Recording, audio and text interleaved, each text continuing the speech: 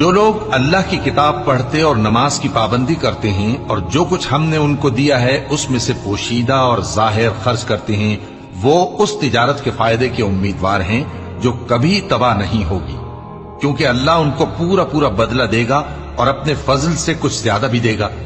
وہ تو بخشنے والا ہے، قدردان ہے۔ اور یہ کتاب جو ہم نے تمہاری طرف بھیجی ہے برحق ہے، اور ان کتابوں کی تصدیق کرتی ہے جو اس سے پہلے کی ہے۔ بے شک اللہ اپنے بندوں سے خبردار ہے اور ان کو دیکھنے والا ہے۔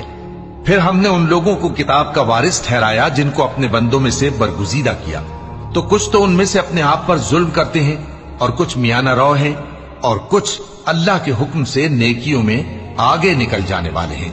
یہی بڑا فضل ہے۔ ان لوگوں کے لیے ہمیشہ رہنے والی جنتیں ہیں جن میں وہ داخل ہوں گے، وہاں ان کو سونے کے کنگن اور موتی پہنائے جائیں گے اور ان کی پوشاک ریشمی ہوگی۔ وہ کہیں گے کہ اللہ